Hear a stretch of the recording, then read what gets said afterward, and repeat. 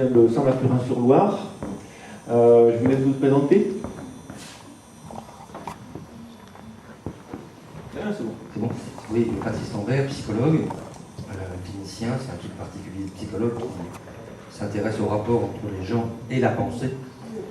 Et je pratique aujourd'hui à Saint-Mathurin-sur-Loire, petit village au bord de l'eau, lui aussi. Et j'interviens beaucoup dans les institutions médico-sociales ou du monde sanitaire, les hôpitaux, plutôt auprès des professionnels pour ce qu'on appelle l'analyse de pratiques professionnelles ou des moments de supervision. Donc c'est à ce titre-là, éventuellement, que j'aurai un certain nombre de réflexions peut-être à proposer, à partir de ce que les professionnels me déposent comme situation délicate ou qui les emmène. Vous avez également exploré un peu l'accueil des folies dans différents pays du monde, dans des structures un petit peu innovantes, donc vous nous en parlerez peut-être au cours de cette soirée. Merci à vous. Monsieur Rémi Leblanc, directeur de l'association Geste de la Mayenne.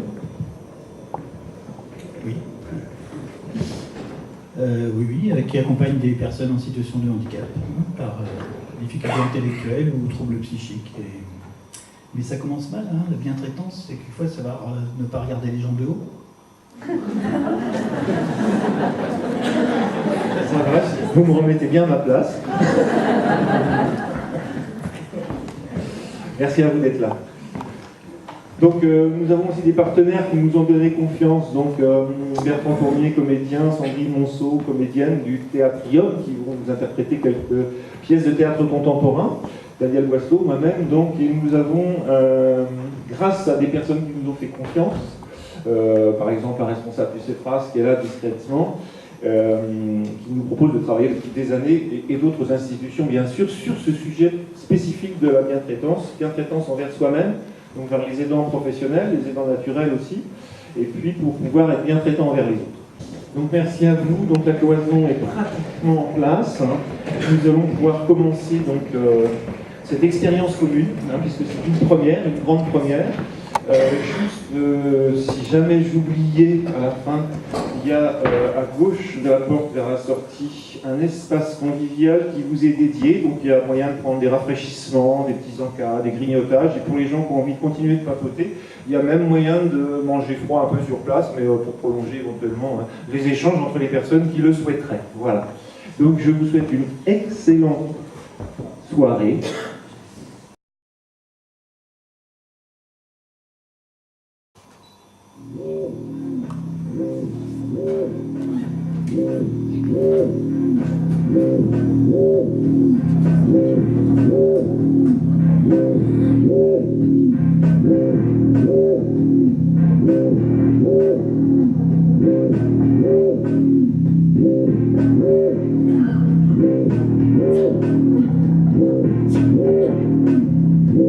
Uppercut, menton du fils Muchet. Normal, il est dans le passage. Béquille, cuisse droite du fils Muchet. Jamais au bon endroit. Clé de bras, bras de la petite piette. Toujours là où il ne faut pas, hein. Coup de poing, ventre de la petite piette. Coiffe-toi mieux. Bohémienne. Bah, il faut souffrir pour être belle. Et avec toi, il va y avoir du boulot. Dépêche-toi, fils Muchet. Fils Muchet, Allez, dépêche-toi. se tenir droit, lever la tête, ne pas baisser les yeux, mettre les mains derrière le dos, ne pas mâcher chewing-gum, ne pas parler, écoutez, maman Muchet, écoutez, écoutez, écoutez. Morveux. Boucher son nez, Un vrai globule. un morpion, un pouls, une blatte. Tu exaspères, fils Muchet. Beau papa Piette est en colère. Maman Muchet fait sa prière. Un désastre, une honte, Un cataclysme. un bouleversement cosmique. Il a plus d'espoir. C'est un monstre, ce n'est plus un enfant. Quand on pense, les sacrifices, belle maison, beaux vêtements, 2 télés et les poches pleines d'argent, un grille-pain automatique et des plans d'épargne logement, fils indigne, fléau. Pleure. Pleure, on te dit pleure. On te demande pas grand-chose tout de même. Juste de pleurer. Tu vas finir par pleurer, espèce de franc-maçon. Il n'en fait qu'à sa tête. Tête de pioche comme jamais, hein. Oh ciel, la procréation est plus aisée que l'éducation. Et claque recto verso, joue gauche du fils Muchet. Tu m'énerves, fils Muchet. Fils Muchet, une torgnole. Une de plus. Garde ta langue. Avale ta colère. Brosse-toi bien les dents. Dépêche-toi. Fais bien ta prière. En silence et sois content. Si tu veux plaire à Dieu le Père. Accepte le règlement. Sois un bon sportif. Sois un conquérant. Pense en tricolore. Et sors couvert par tous les temps. Sois un malin. Fais des affaires.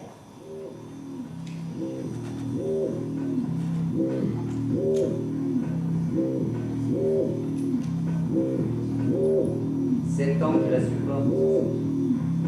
Eh bien moi aussi. C'est temps que je te supporte. C'est ridicule. Tu es de mauvaise foi, tu as toujours été de mauvaise foi. Arrête, tu es ridicule. Merci pour le compliment. Regarde ta tête, on dirait ta mère. Vos papa Pierre, un mois et demi d'abstinence. Je t'en prie, ne mêle pas maman à tout ça, tu n'es pas juste. Tu es trop sensible. Poissonnier. Marie-Chère.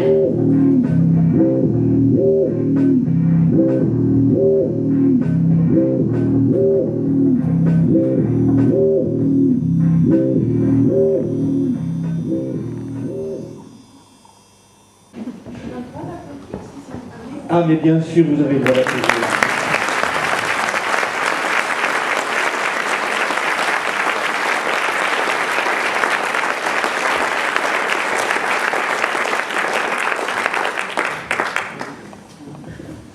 Merci. Oui, quelques mots comme ça, à chaud. D'abord, je voulais dire un mot du dispositif scénique, que je trouve extrêmement intéressant et qui me semble lié, peut-être de manière inconsciente, ou peut-être c'était bricolé pour, au thème de ce soir. Peut-être que vous avez vu ce film de Haneke qui s'appelle Amour, qui n'est pas si loin d'ailleurs des choses dont on va peut-être parler ce soir, qui est l'histoire d'un couple vieillissant. Au tout début du film, Haneke met les spectateurs donc, qui sont dans le cinéma face à l'écran de cinéma sur lequel il a installé un public de théâtre. Donc on a le même dispositif, un public qui va au cinéma et qui regarde le public d'une scène de théâtre, comme si l'écran était le bord de la scène. Et si j'ai une chose à transmettre après ces années passées dans les structures de soins ou les lieux d'aide en tout genre, où on a eu la bienveillance de m'accueillir, c'est que, au-delà de tous les actes, la chose qui compte, c'est de pouvoir perdre du temps pour regarder l'autre avec l'idée qu'il est équipé d'une intention ou de quelque chose. Alors que dans les scénettes, ce qu'on a vu, ce sont des ordres, des reproches, des injonctions à ce que l'autre se mette au rythme de mon intention. Pour moi, ce qui doit être au départ de chaque accompagnement, qu'il soit familial ou on va dire dans une structure d'accueil, c'est la possibilité de perdre du temps à regarder l'autre et se demander ce qu'il est en train de bricoler. Voilà ma première réaction. Mais évidemment, souvent, dans les familles, quand on se connaît très bien, c'est toujours le même conflit qui va revenir, qui part au quart de tour, et il va être extrêmement difficile de prendre ce pas de côté qui permet de s'étonner de la colère de l'autre. Elle est certainement légitime à un endroit. On va découvrir l'autre comme si c'était la première fois. Voilà, c'est ça. Et puis, concernant les enfants, je voudrais juste rappeler que nous naissons dans des conditions qui ne nous permettent pas de nous émanciper tout de suite. Les bébés sont à la merci de ceux qui les accueillent, et évidemment que s'ils ne répondent pas immédiatement à la commande du lieu dans lequel ils sont tombés, la possibilité d'interpréter la moindre de leurs réactions, et donc éventuellement de les corriger, ou de venir leur impulser quelque chose, va être immense. Donc c'est bien compliqué de s'occuper d'un enfant qui ne parle pas, toujours. Merci. Bonne entrée, hein. Oui, moi j'ai un beau catalogue en tout cas de toutes ces postures quotidiennes qui sont renvoyées par l'autre, quoi, en fait, et à commencer par cet enfant qui est agaçant, quoi, qui ne veut pas faire ce qu'on souhaite. Et qu'est-ce que c'est un quotidien qu'on peut retrouver, et on peut le retrouver aussi dans notre pratique professionnelle. Là, c'est la caricature du familial, mais on a des intentions pour l'autre. Et à un moment donné, cette intention peut ne pas rejoindre du tout l'intention de l'autre. Hein. Et si on a un challenge professionnel d'y arriver pour cette personne, on peut arriver à cette violence finalement. Et donc c'est tout à fait ces renvois de parents, hein, avec le rôle qu'on s'est donné, ce qu'on a voulu se donner comme image de parents en tout cas, qui résonne. Merci. Alors maintenant, c'est à votre tour. Est-ce qu'il y a des questions, des témoignages, des envies de prise de parole, tout simplement, pour échanger, papoter librement sur ce sujet de la bientraitance familiale? Attention, la première personne qui lève le doigt a droit au micro. Bonsoir, juste une réaction à votre commentaire. Je m'étonne du verbe « perdre » que vous avez employé plusieurs fois quand il est question de consacrer du temps à un être, de se préoccuper de qui il est, comment il fonctionne, vers quoi il doit aller. Est-ce volontaire de votre part? Pourquoi avoir dit plutôt « perdre » que « prendre » ? Vous avez raison, c'est une sorte de provocation. En fait, c'est un terme de Fernand de Ligny, qui était un éducateur en colère, qui accompagnait des enfants avec autisme, entre autres, et qui disait ça comme ça. Il prenait le temps, mais il disait qu'il perdait parfois, à regarder la trajectoire d'un enfant dans l'institution. Ça pouvait durer très longtemps, et il essayait de redessiner la trajectoire de cet enfant-là. On est au début des années 60, c'est-à-dire que c'est une époque où en France, on considère que les enfants avec autisme sont vides pour la plupart. Lui les créditait d'une intention et supposait qu'ils ne cheminaient pas au hasard. Et donc il prenait le temps de les regarder errer, donc il appelait ça ensuite les lignes d'air, et il les redessinait sur un plan de l'institution pour s'apercevoir qu'ils n'erraient pas n'importe comment, mais autour de l'arbre, près du mur, dans l'ancien petit caniveau, etc. Et c'est une provocation parce qu'aujourd'hui, dans les lieux, dans les hôpitaux par exemple, il est bien rare qu'on ait du temps à perdre pour regarder quelqu'un suffisamment longtemps et en se demandant ce qu'il dit, ce qu'il veut, de quoi il manque et pourquoi il insiste en grognant absolument pour obtenir ceci ou cela.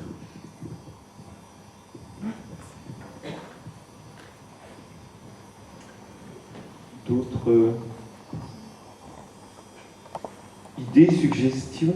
On n'a pas parlé du secret de famille non plus, parce que tout ça, ça se passe dans la famille, mais quand on est dehors, on donne bonne figure, on donne bonne impression.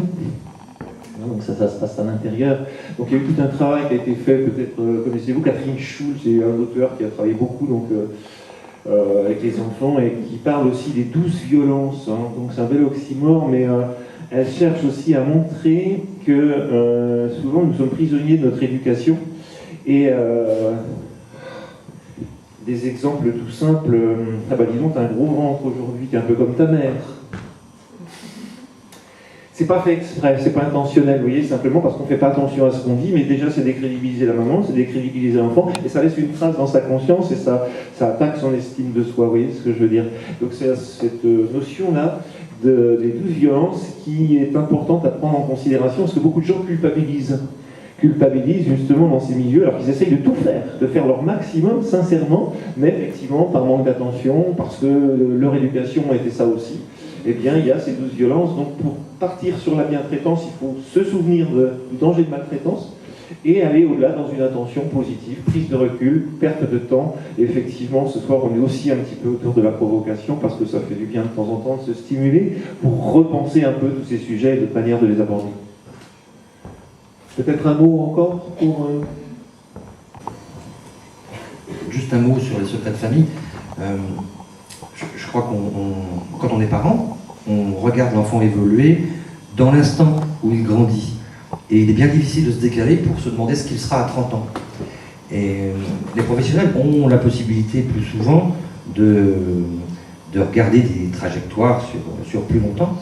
On peut être moi je suis frappé du fait qu'on peut être très inquiet pour quelqu'un quand il a 15 ans et se retrouver tout à fait étonné quand il en a une trentaine, de voir le parcours qu'il a finalement pris au-delà des errances, des difficultés.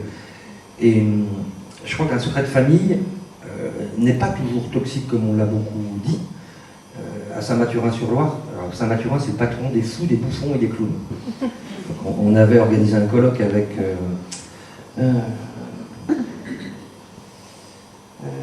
a écrit un secret, Philippe Grimbert. Voilà. Et le colloque s'intitulait « De l'intérêt du secret dans les familles ». Là encore, histoire d'inverser les choses et montrer qu'on ne savait pas ce que donnerait un tabou ou un non-dit quelques dizaines d'années plus tard. Voilà, donc là encore, c'est peut-être une manière d'inverser les choses, mais ça se joue dans le présent, mais on ne sait pas quelles conséquences ça aura un peu plus tard. Ce dont on est sûr, c'est que ces injonctions négatives et ces atteintes à l'estime de soi permanente laissent des traces. Et il y a des enfants, on connaît ça avec les enfants en difficulté intellectuelle, au niveau de l'école par exemple, là c'est pas du tout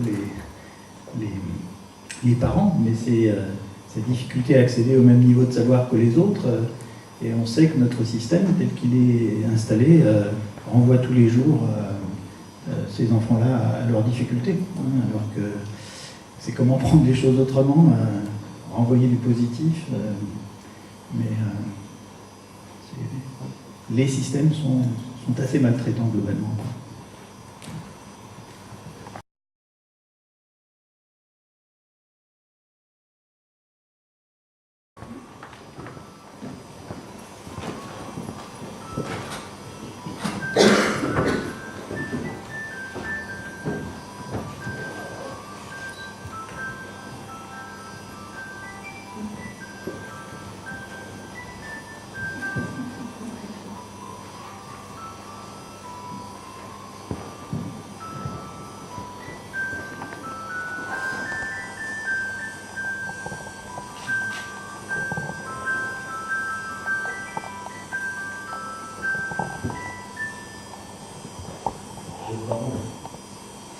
Ça me rend heureux. Je me sens capable. Plus besoin d'une aiguille dans le tuyau avec Léonie. J'ai retrouvé mes jambes et une trique de 20 ans. On pourra le faire au moins 7 fois d'affilée. Je me souviens cette fois. 7 fois le jour, 7 fois la nuit, 7 fois la semaine. Cette fois les années bissextiles et un peu moins les autres.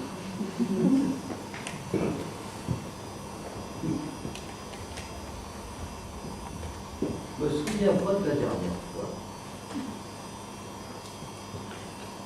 Je me souviens de la première fois. Elle avait peur. Elle avait un cadeau à me donner, mais timide, elle ne savait pas comment me l'offrir.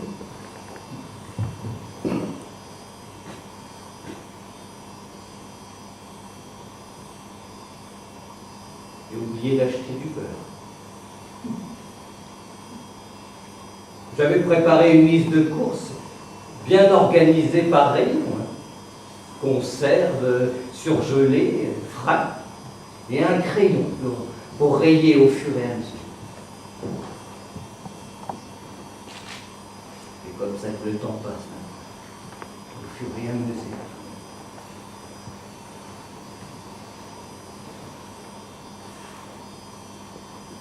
J'ai oublié le jour.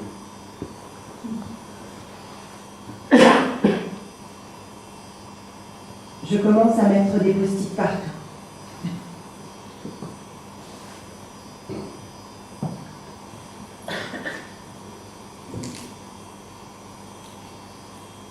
Post-it.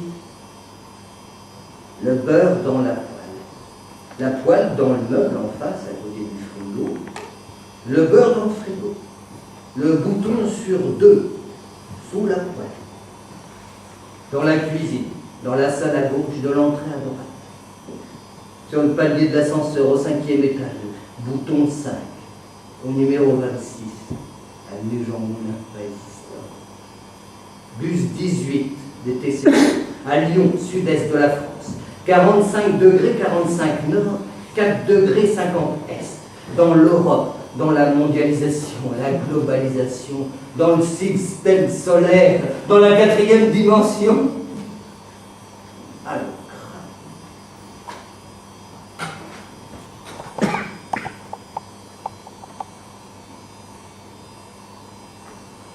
qu'est-ce que je disais déjà?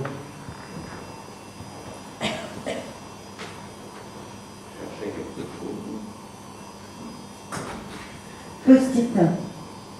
Je t'aime. Je sors faire une course. Léonie s'occupera de toi. J'ai rencontré une femme qui dit s'appeler Léonie. Je veux bien la croire. Elle dit il est bon ce roast beef, non? Il est bon ce roast beef, non? Faut manger, c'est important. Miam, miam, manger. Une cuillère pour maman, une cuillère pour papa. Ça, c'est une cuillère. Une fourchette. Un couteau. D'accord? Post-it. N'oublie pas de manger le roast beef. À côté du beurre. À côté. Dans le frigo. Cette maison est trop grande.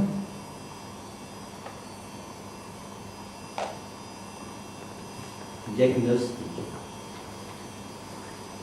Je viens d'apprendre que je vais crever à petit feu.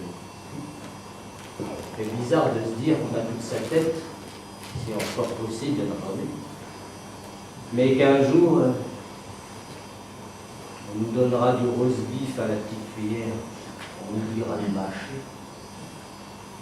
Qu'un jour, on oubliera de sucer la moelle.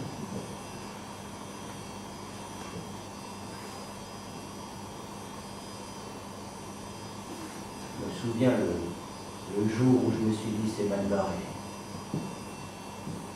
J'ai fait 10 fois le tour du parking. Je ne trouvais pas la sortie. Elles se ressemblaient toutes.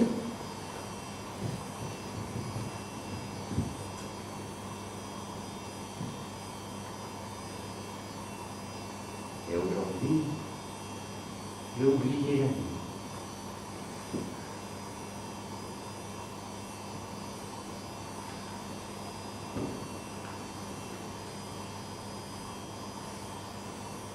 Léonie dit qu'il y aura une fête dimanche. Elle monte ses doigts. 1, 2, 3, 4, 5. Dans 5 jours dimanche. Mercredi, jeudi, vendredi, samedi et dimanche. Un roast beef chaud jeudi, un roast beef froid vendredi, des purées, du potage et du parmentier pour combler les trous. Et du saumon et des oméga 3. Et bon pour la mémoire. Et 5 siestes pour digérer. 5 chants aux chansons. 5 questions pour un champion. Et 5 gros dodo.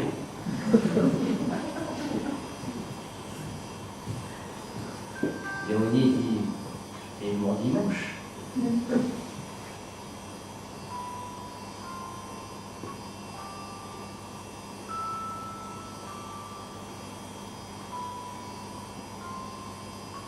Léonie me parle. Elle n'arrête jamais. Heureusement, je ne me souviens pas de tout.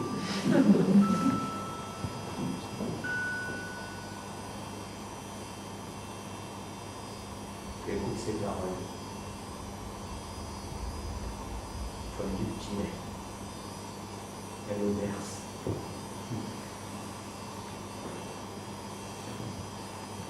Je me souviens toujours de ça, son odeur. L'odeur de vanille. Post-it.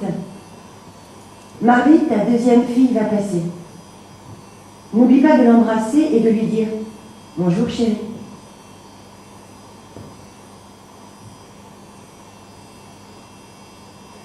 Maman dit, il ne faut plus prendre la voiture. Maman dit, il ne faut plus faire du vélo. Maman dit, il ne faut plus sortir seul dans la rue. Maman dit, tu donnes ta main? Qu'est-ce que j'ai dit? Tu donnes ta main. J'ai l'impression que le monde rétrécit. Post-it. Si une femme s'approche, t'embrasse la main tendrement, mon Pierrot. C'est ta femme Marguerite. Margot.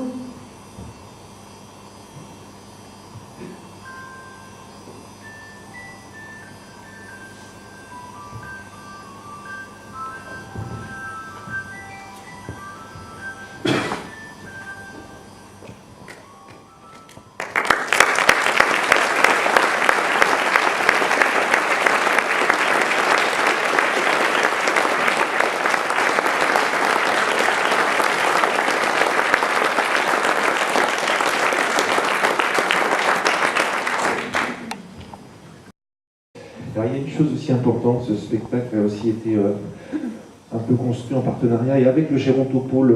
Le Gérontopôle, c'est une association Pays de Loire, subventionnée par l'agence de santé, mais aussi par différentes mutuelles, et qui s'intéresse énormément à l'aide aux aidants, qu'ils soient professionnels ou naturels. Et ils essayent de mettre en place, comme on l'a vu, des espaces d'accueil de jour pour les personnes fragilisées, pour que les aidants naturels puissent aussi souffler, avoir du temps, respirer, prendre un peu de liberté. Permettre aux aidants naturels de parler pour ne pas culpabiliser aussi, pas rester tout seul avec parfois leurs difficultés. Donc la première chose à faire, c'est de trouver ces espaces, et si j'en parle, c'est pour dire que ça existe. Donc renseignez-vous autour de vous, ces espaces existent et ils se développent. Et puis bien sûr aussi des propositions de formation pour les professionnels qui eux sont au quotidien sollicités, parfois dans des situations institutionnelles pas faciles, quand ça manque de personnel, c'est pas toujours facile. Donc là, je crois que vous avez peut-être des choses à nous confier autour de tout cet accompagnement des professionnels, des accompagnants naturels, pour ce vieillissement, cette approche de la finitude et tout ce que ça implique. Non, c'est plus une réflexion sur les aidants, ceux qui sont à côté, en tout cas, et qui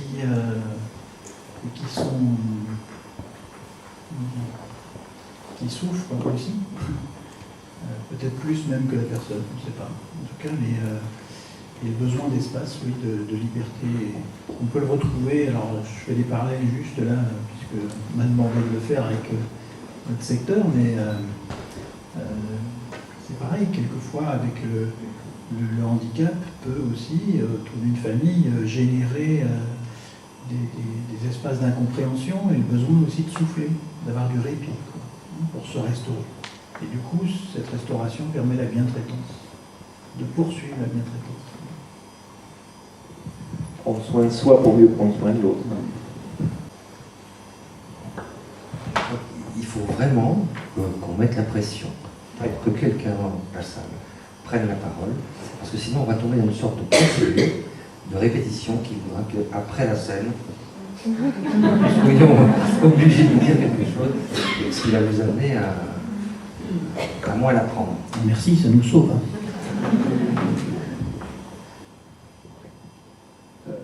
Moi, je voudrais juste faire une petite remarque, c'est que dans le passé, je dirais, quand on vieillissait, on savait qu'on allait dépendre de nos enfants. Donc finalement, on s'habituait peut-être, alors peut-être c'est une fausse impression que j'avais par rapport à mes grands-parents, qu'on allait, on dépendait de ses enfants, et on s'adaptait dans son comportement peut-être à aller dépendre de ses enfants. Ce qui est peut-être plus difficile maintenant, c'est que il y a peut-être un certain nombre de personnes qui sont un peu plus âgées que moi, en tout cas par ici, dans l'assistance, c'est que les personnes âgées ne prennent pas l'attention ou n'envisagent pas le fait qu'ils vont dépendre de leurs enfants à un moment donné.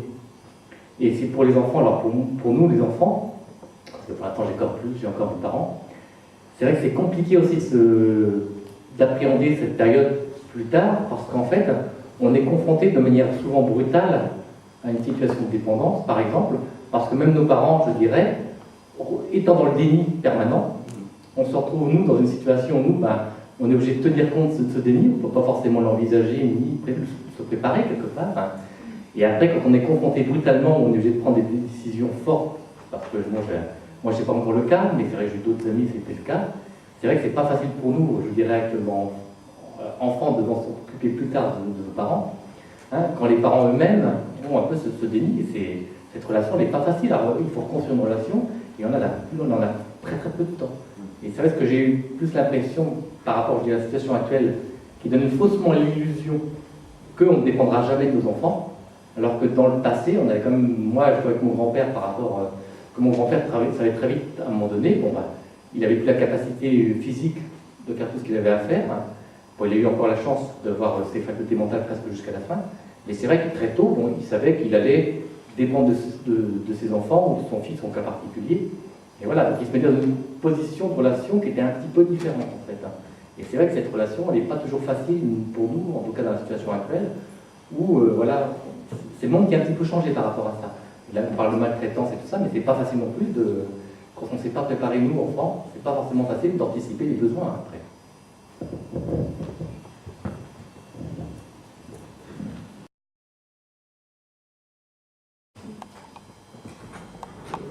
J'ai perdu toute la sensation de mon corps. Depuis le cou jusqu'aux pieds, je ne sens plus rien. Si je ne regarde pas mon corps, je ne sais même pas où il se trouve. C'est comme s'il n'existait pas. Les médecins m'expliquent que je ne suis pas paralysé. J'ai perdu la proprioception. Retourner tous les 2 heures comme un morceau de viande, arrosé de lotion, immobile comme une statue, esprit rempli d'émotions, membres morts au toucher, mouvements impossibles étendus, les yeux fixés sur le plafond qui s'écaille, souhaitant que ces écailles se transforment en fissures et que le plafond s'écroule pour m'enlever de cette misère. À quoi sert un cerveau actif dans un corps privé de mobilité ? J'ai découvert que si je regarde mon bras, je peux le guider avec mes yeux. Je dois apprendre à me tenir debout. Il faut que je dirige ma main avec mes yeux vers la couverture, que je referme mes doigts sur celle-ci et que je la tire pour dégager mes jambes. Je vois mes doigts se refermer, mais je ne les sens pas. Je vais poser mes pieds par terre tout en guidant leur mouvement avec mes yeux. Il faut que je baisse la tête pour faire basculer mon torse. La seule chose que je sens, ce sont les crispations intérieures de mon ventre. Il ne faut pas que je ferme mes yeux. Il faut que je regarde à chaque moment ce que je fais. Le moindre oubli et tout s'écroule. Maintenant que j'arrive à me tenir debout, je peux marcher, mais je ne peux pas tourner. Pour rester debout, en face de vous et vous parler, je suis obligé de regarder un point fixe sur le mur pour connaître la position de mon corps. Mais je ne peux pas faire 2 choses à la fois. Je peux me tenir debout en tenant quelque chose dans la main, mais si je veux marcher, je suis obligé de regarder mes jambes et... Les médecins me disent ou neurologiquement aucun progrès, ou vous avez appris à marcher, bravo. Ils ne se rendent pas compte que rien n'est acquis. Je marche aujourd'hui, mais rien ne me garantit que je pourrai le refaire demain. Pour moi, chaque journée est un marathon mental. Je n'ai aucune habitude. Je n'ai que des trucs et des stratégies. J'ai même appris à faire des gestes pour qu'on me croie normal. Une fois seulement, tout en me promenant, j'ai pu regarder, penser, rêver. Ça n'a duré qu'un court moment, mais c'était merveilleux de ressentir la liberté.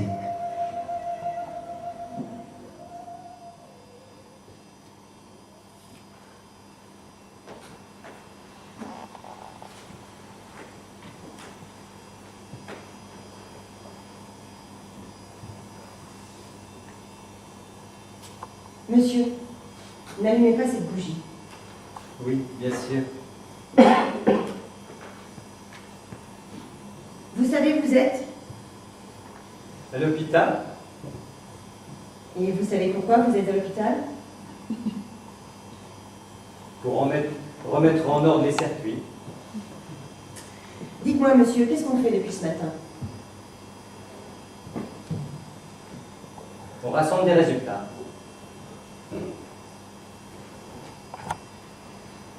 Monsieur, je vais taper sur la table 2 fois, et vous une fois, d'accord? Oui, d'accord. Comme ça. Oui. Vous une fois et moi 2, d'accord? Oui. Vous 2 fois et moi 1. Non, monsieur. Si vous préférez 2 fois, vous allez taper 2 fois et moi 1, d'accord? D'accord.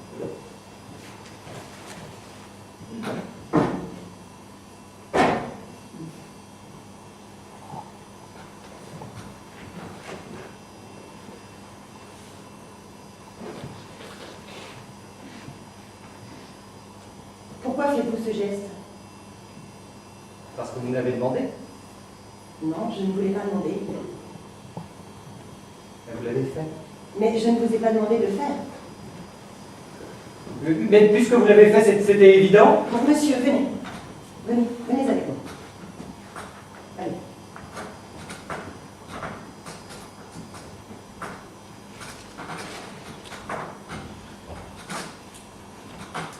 Bonjour, monsieur. On m'a dit que vous étiez professeur dans une institution religieuse. Oui. Bien. Et qu'enseignez-vous dans cette institution? La psychophysio. La psychophysio-spirito. Alors, vous savez ce que c'est que le Vatican? Le Vatican, oui. Eh bien, dites-moi, qu'est-ce que le Vatican? Alors, le Vatican est un exposé oral, tout simplement dans l'Afrique australe.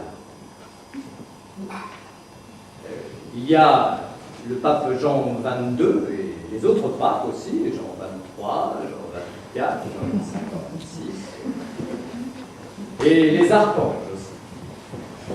Vous savez où se trouve Rome? Oui. Et le Vatican? Oui. Et le pape, il est de quelle nationalité? Il est espagnol, de Nouvelle-Calédonie. Bien. Citez-moi des noms d'animaux.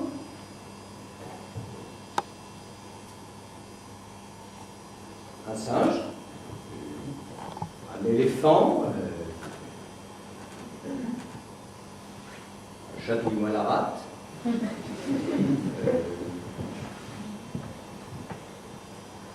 une girafe, un dodane, un zygomatique, un buffle, 2 buffles, 3 buffles. Bien, monsieur, citez-moi des noms d'animaux, commençant par la lettre F. Un fanfaron, un foubal, un fouettard, un fouet, un phénomène, un hippopotame, un phygmoïde. Quel jour est-on aujourd'hui? Du tournement mineur. Qu'est-ce que c'est que ça? Une ambulance mystique. Et ça? Ambulance mystique rouge. Décrivez-moi un tambour. Oui, c'est pas trop simple. Alors c'est un instrument de musique ondulaire, ça bascule. On peut pousser le tambour, le portillon. Un corps de femme déformé au milieu, avec un parchemin au-dessus, en dessous et sur le côté. Bien, on va faire quelque chose de plus compliqué. Faites une phrase avec les 3 mots suivants: crise, ministre et chef d'État. Un chef d'État commande à la cuisine de lui faire cuire un jaune d'œuf. Et une autre phrase avec foule, état. Une foule est un tas mal composé. Tout le monde peut y aller. Quelqu'un de bien ne figure pas dans un tas. Si je vous dis le petit chaperon rouge, ça vous dit quelque chose? C'est une gardienne à 10 clés. Peut-être connaissez-vous son histoire? Pouvez-vous me la raconter? C'est un chasseur dans la forêt avec sa femme. Une petite fille qui est habillée en rouge. On lui a mis un petit chaperon.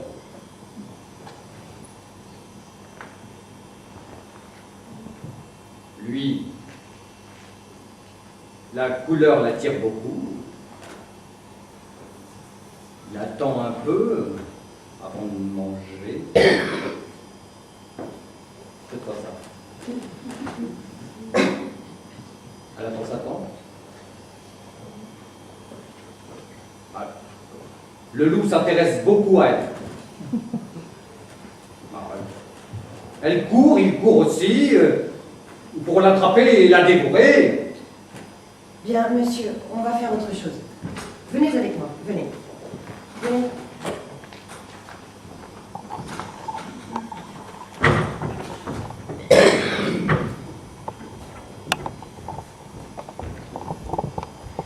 Bien. Dessinez-moi un grand cercle sur le sol.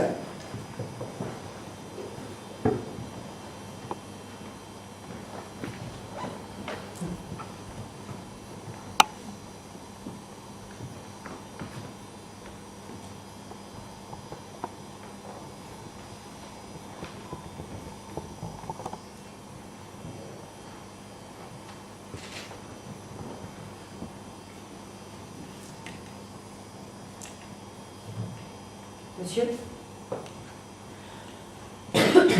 Monsieur? Venez. Venez avec moi. Venez.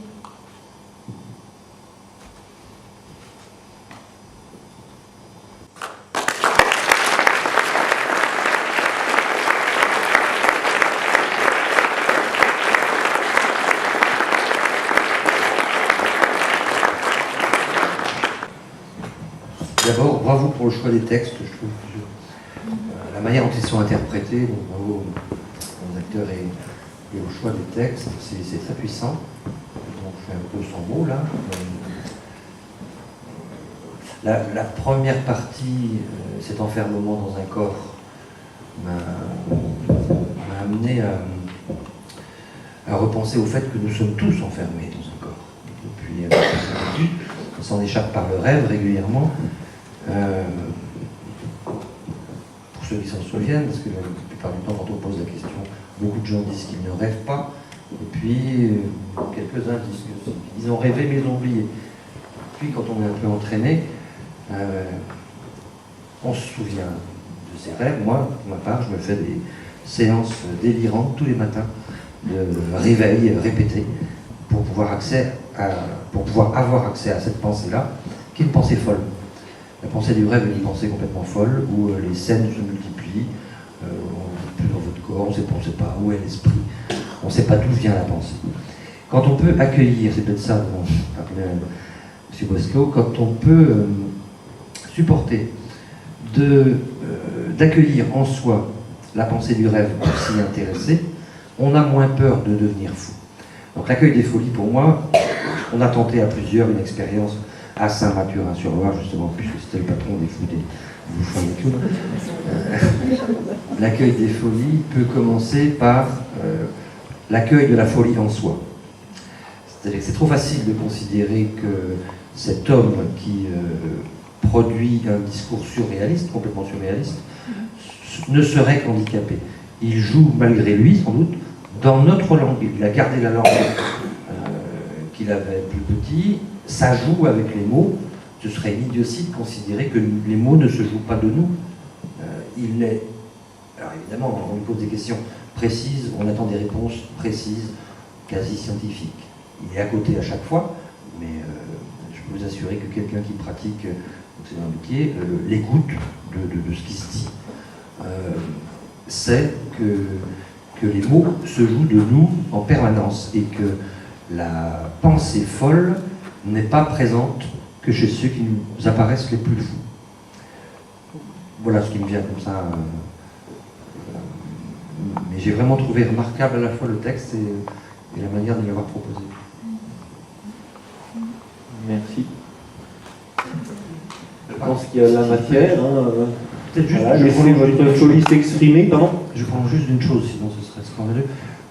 La grande difficulté, ça va être quand quelqu'un se retrouve pris dans un groupe où tout le monde est persuadé qu'il est le handicapé du groupe, le fou du groupe, le désorienté, et qu'on n'a plus la possibilité de bricoler un peu de matière qui permette encore de s'identifier à l'autre. En parlant, là, je pense par exemple à Raymond Roussel, qui était à la fois décrit comme un très grand fou, poète, mais c'est un de ceux qui nous a montré la richesse de l'équivoque dans la langue. Je vous invite à aller regarder si vous avez un peu de temps à perdre, justement. C'était l'inventeur du camping-car. Il voulait passer son temps à se déplacer avec sa maison. Il jouait sur les mots de manière absolument brillante.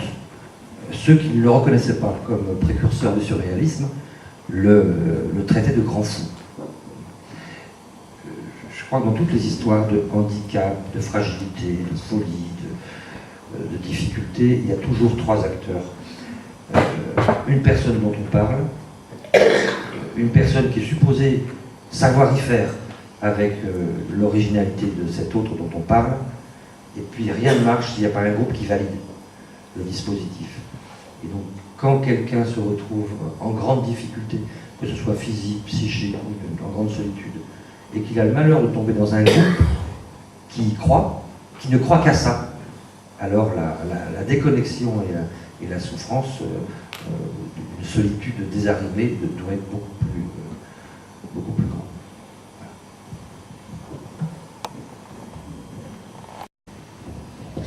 Ça m'a renvoyé cette place quand on fait des études médicales ou paramédicales où on mettait les personnes vraiment au centre comme un objet, l'objet de ma science, quoi. Et je vais les regarder avec mes tests, etc. Et on a vu toutes ces caricatures historiques où la personne était présentée devant l'amphi, comme vraiment un objet, quoi. Et heureusement, il y a du chemin qui a été fait pour que les rencontres se fassent, la rencontre à l'autre, tout simplement. Ma science, je peux la faire traverser avec un peu de sentiment, d'humanité. Et là, il y avait une caricature, une belle caricature, renvoyée aussi par un jeu d'acteurs extraordinaire, mais on peut encore se faire attraper par ce phénomène, en tant que professionnel, quelquefois.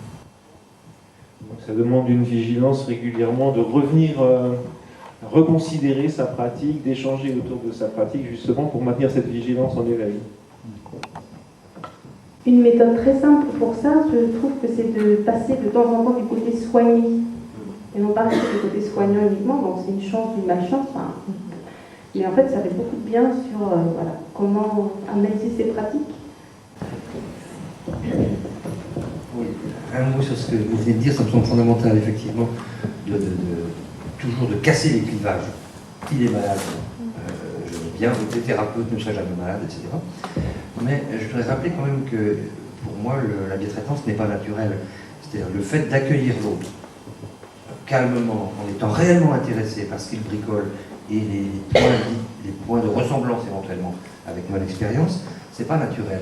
Et c'est ce qui va expliquer que dans un accompagnement solitaire, avec beaucoup de désarroi, dans le jeu qui nous a été présenté, l'infirmière ou la soignante n'obtient pas ce qu'elle cherche, et dans la première partie, donc elle s'agace.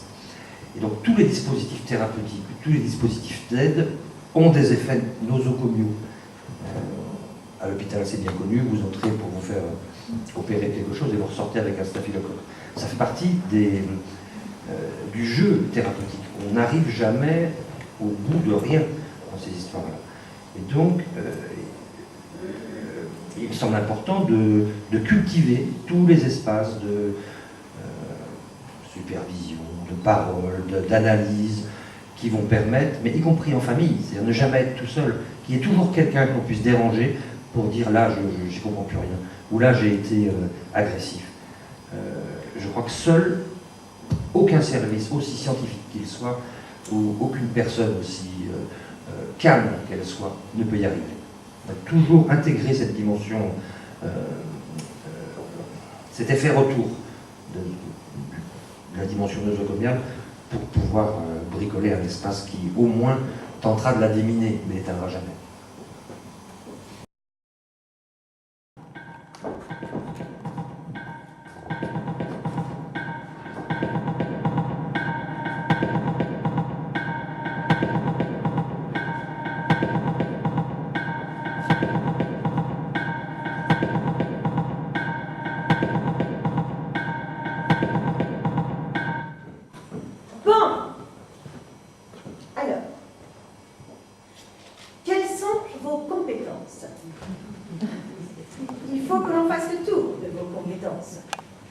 Vous en avez des compétences, non? Parlez-moi un peu de votre parcours, votre job parcours. Ben, j'ai commencé chez Interclang tout petit. D'accord. Je le note. Je le note, je le note. Je l'inscris dans votre dossier, tout informatique. Je tape, petit, et hop, c'est dans votre dossier. Dès aujourd'hui, vous avez un dossier, là, dans mon ordinateur. C'est un signe.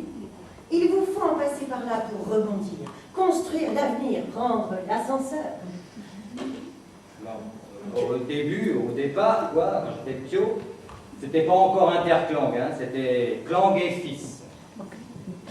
D'accord, je le note. C'est une entreprise? Après, le père Clang passé est devenu Clang frère, les deux frères Clang, quoi, Maurice et André. D'accord, je le note. On fait le point, hein, sur vos compétences. Clang, là, c'est une entreprise de... Et puis il y a eu les autres, là. Un groupe de concurrents qui ont pris les parts. Les parts? D'accord, je le note. Le camembert, là, vous voyez? Les parillacs, enfin, les trucs avec les couleurs et les pourcents. Oui, d'accord, oui. Mais vos compétences, alors? Et donc, ils l'ont transformé en Interclang tel que c'est aujourd'hui encore. C'est un holding, il me semble. Bien, bien. On avance. Bon, ouais, au départ, chez Clang Fils et même chez Clang Frère, on avait des machines. De belles machines, hein, qui tournaient droit à cause qu'on s'en occupait. On les bichonnait. Marguerite, c'était la mienne. Marguerite? Ouais, la machine, ouais. Toute la journée dessus à faire aller et venir le manche là pour qu'elle fasse Clang.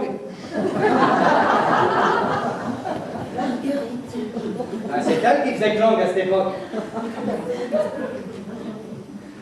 Après, transformé en Interclang, il y a eu changement. Ah, vous avez progressé. Vous êtes formé. Vous avez progressé au sein de cette entreprise. Vous avez suivi le moving. Autonome. On est tourné autonome qui nous ont dit ceux d'Interclang. Alors, les nouveaux, quoi. C'est bien ça.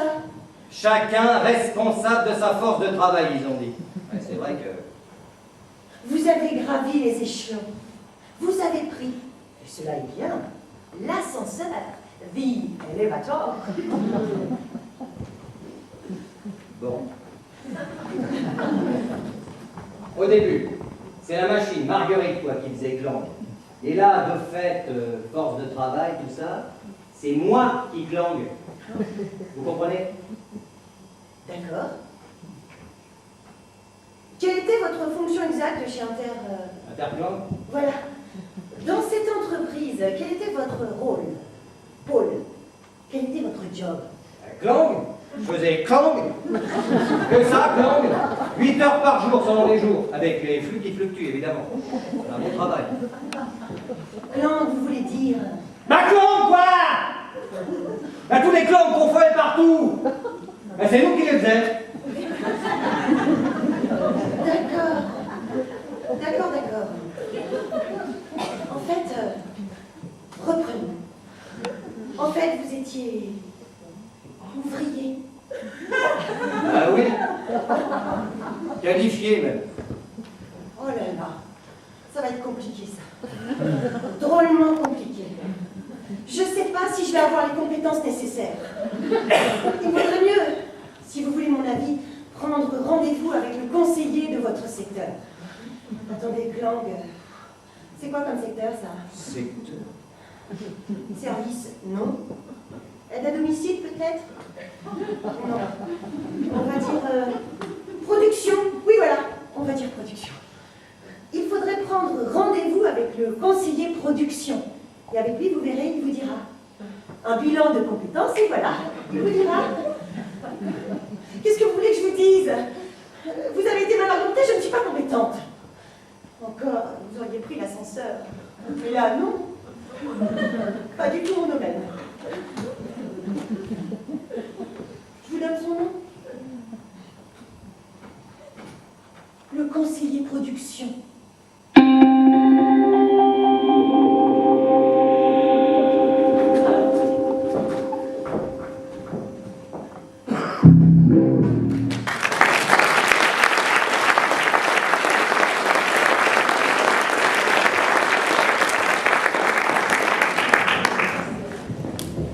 Moi, je voulais signaler que l'écoute, elle commence peut-être aussi par la situation géographique. Parce qu'on avait la personne qui était censée écouter ne regardait absolument pas son interlocuteur. Elle était complètement de côté. Et puis, on a une personne assise, confortable, une autre debout. Voilà, il y a tout ça aussi dans la bienfaisance. Le regard de l'autre et le sentiment de se sentir écouté. La position dans l'espace, l'attention que je manifeste à travers mon corps, finalement, par rapport à l'autre. Je veux bien répondre, je suis tout à fait d'accord avec ce qui vient d'être dit jusqu'à présent.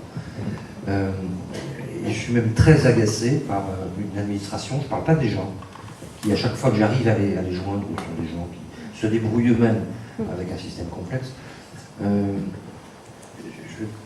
vais pas être très long, mais je vais faire juste un petit rappel. Dans le monde du médico-social et du sanitaire, il y avait pendant très longtemps une tradition qui laissait les chefs, les directeurs, gérer un gros budget, et puis ils s'arrangeaient dans leurs affaires. Ça donnait parfois des baronneries avec des gens qui pouvaient être directeurs très longtemps, mais qui aussi faisaient travailler beaucoup de gens dans le village. L'État a voulu mettre de l'ordre sous des prétextes de transparence et d'économie. J'ai vu arriver ça à l'hôpital, j'ai travaillé en pédopsychiatrie une dizaine d'années. Quand je suis arrivé en 1995, les chefs de service, de secteur, les chefs qui étaient des médecins, et occupaient les logements de fonction de l'hôpital, des belles maisons bourgeoises près de l'hôpital. Quand j'ai quitté l'hôpital, parce que l'administration, de mon point de vue, était déjà devenue folle, 10 ans plus tard, les maisons de fonction étaient occupées par les directeurs, les différents directeurs administratifs qui avaient été inventés pour gérer l'hôpital. Donc ce que je dis ne charge pas les gens, mais le système. Et ce système qui a été mis en place pour mieux connaître, épurer les dépenses inutiles, a amené à ce qu'on appelle aujourd'hui dans les hôpitaux la tarification à l'acte, qui a des conséquences. Alors on peut sortir autant de chartes et de soirées comme celle-là concernant la bientraitance, tant qu'on n'aura pas pris le temps d'analyser une administration qui, au moins dans le domaine que je connais un peu, est devenue folle, vraiment, hein, c'est pas seulement, ce ne sont pas des erreurs, ce ne sont pas des cas particuliers, tant qu'on n'aura pas pris le temps, tant que l'État n'aura pas pris le temps d'analyser l'effet nosocomial de l'ingérence parfois des administrations sur ce qui va pouvoir s'en déduire en termes de soins ou de capacité d'accueil, on va multiplier ce que le collectif des 39, peut-être vous connaissez ça, 39 psychiatres se sont rassemblés pour dire qu'il y avait un retour de la contention dans les lieux de soins, dans certains EHPAD, dans certains lieux de psychiatrie. Les soignants témoignent du fait que, comme tous les actes sont comptés, le temps perdu dont je parlais tout à l'heure, qui n'est pas financé, est petit à petit, malgré les bonnes volontés des directions, des directions et de tous les niveaux de la hiérarchie, vont faire qu'il y a moins de soignants dans les couloirs prêt à accueillir la personne à Alzheimer qui est sortie de sa chambre. Et donc s'il n'y a personne qui peut l'accueillir au moment où elle sort de sa chambre, elle va gêner les autres, ou elle va se mettre en danger. Et donc, il est plus simple, la semaine dernière, une soignante me disait, il suffit de basculer le fauteuil en arrière, et elle bougera. Un petit exemple tout simple. Donc, cette politique qui visait à tout réduire à l'acte, plutôt qu'à financer le sens d'un acte, réduit les temps d'hospitalisation. Cet après-midi, j'étais dans une institution d'un autre département, j'entendais qu'une adolescente de 15 ans qui a fait la grande crise psychiatrique de sa vie, pendant 2 heures, elle a hurlé au bord d'une fenêtre ouverte, menaçant de sauter, etc., a été conduite aux urgences de sa ville à 1h30 du matin et qu'elle a été renvoyée dans son institution à 4h du matin. Des exemples comme ça, j'en ai partout. Voilà, je vais faire court. Notre société, voilà, l'ordinateur était présent sur scène. En fait, il était question de faire entrer la singularité de cet homme qui prend le temps de raconter son histoire dans des catégories. Plus on va, et c'est notre époque qui multiplie ces traitements, plus on va multiplier les ordinateurs et les grilles et supprimer l'équivoque, plus la pression sur les professionnels, les directions et les personnes qui sont accueillies vont être majeures. Et je n'entends que très peu de discours opposés à cette logique. Alors, si vous souhaitez lire un auteur qui a travaillé un peu ces questions, il y a Alain Suppiot, qui est professeur au Collège de France, qui a publié un bouquin exceptionnel, qui est le texte de son séminaire, du séminaire qu'il donne au Collège de France. Ça s'appelle « La gouvernance par les nombres ». C'est une analyse tout à fait distante, qui montre que notre époque, je ne vais plus parler de l'administration, notre époque est en train de fabriquer une sorte d'algorithme automate. C'est-à-dire le grand fantasme, ce serait qu'on réussisse à s'assurer de tout, mais vous savez que les assurances, c'est jamais qu'un pari sur l'avenir, donc les assurances s'assurent elles-mêmes auprès d'assurances qui s'assurent elles-mêmes auprès d'assurances qui s'assurent elles-mêmes. C'est-à-dire que le trou qu'il est question de boucher ou qui n'entrera jamais dans aucune case, il est toujours là, seulement il se déplace. Dans la gouvernance par les nombres, il montre donc que notre époque est en train de fabriquer une sorte d'algorithme automate qui pourrait aboutir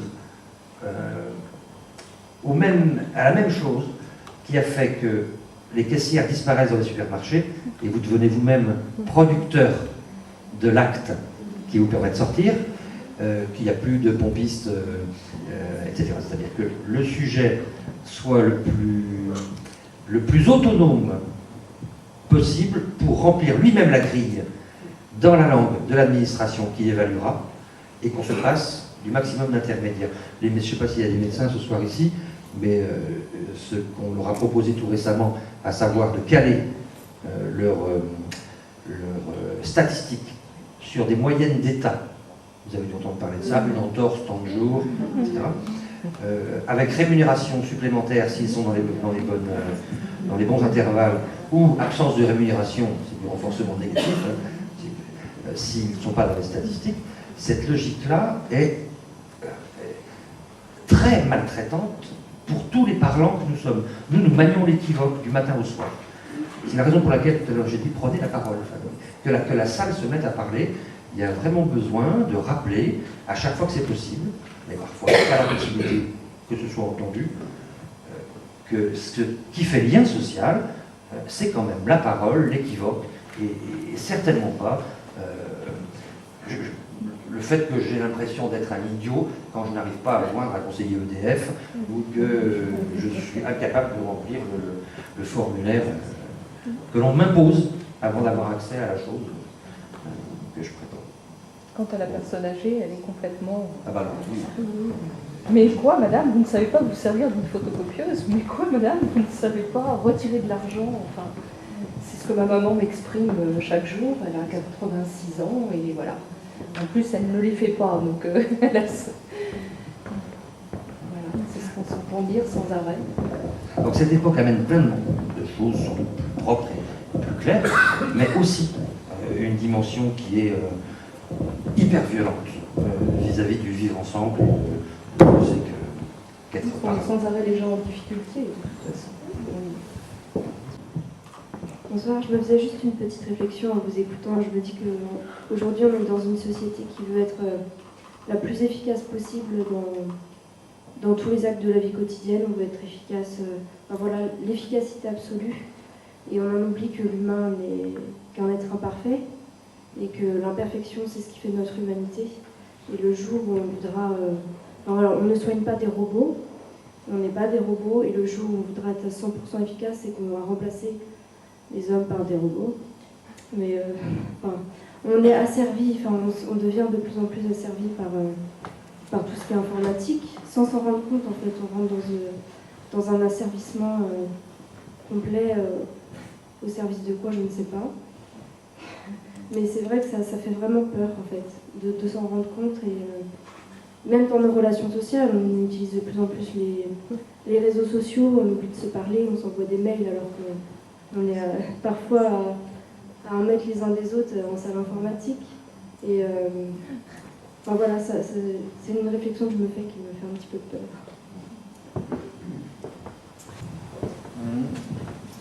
Effectivement, c'est là aussi qu'on voit l'importance de parler. Je rebondis sur ce que vous disiez, tout à fait d'accord sur le fait que cette époque produit sans doute de très belles choses et des gens très intelligents vont savoir la surfer, inventer des nouveaux outils, etc. Mais on est quand même en train, malgré nous, inconsciemment, de casser quelque chose qui était présent. Je vais vous donner juste un exemple. Quand, dans un service de pédopsychiatrie, par exemple, un enfant qui est suivi régulièrement par les mêmes soignants voit la règle changer. Et aujourd'hui, par exemple, si 2 infirmières sont en arrêt maladie, on va aller chercher les infirmières dans un autre service. Et puis le temps d'accompagnement aura lieu. C'est pas la même chose que de recevoir un soin en donnant 100% du principe actif aux soins, et de recevoir le soin en donnant une bonne partie du principe actif à la relation transférentielle. On va sans doute inventer plein de belles choses, mais quand même, je crois que le lien social, pour les personnes qui ont besoin d'être regardées, écoutées, accueillies, est absolument fondamental, et que dans beaucoup de difficultés, l'ordinateur et le robot ne suffiront pas. Merci. Bien, écoutez, je crois qu'on va s'arrêter sur ces belles paroles au niveau du débat. Alors je voulais encore remercier toutes les personnes qui ont contribué à ce succès de ce soir, donc particulièrement vous qui êtes venus, vous toutes et tous qui êtes venus ici, nous soutenir, nous encourager, réfléchir ensemble, je crois, se frotter un peu les neurones, faire un petit peu d'étincelles là-haut. Je remercie encore une fois la mairie de l'Huisserie, toute l'équipe municipale. Je remercie Patrice Lambert, Rémi Leblanc, qui sont venus.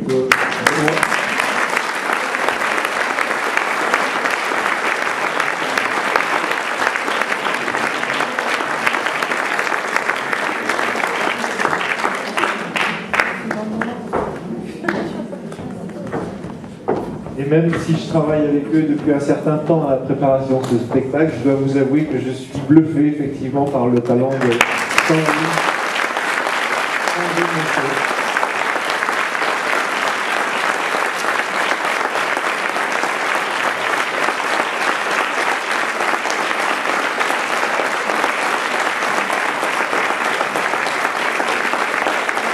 Et Bertrand Fournier.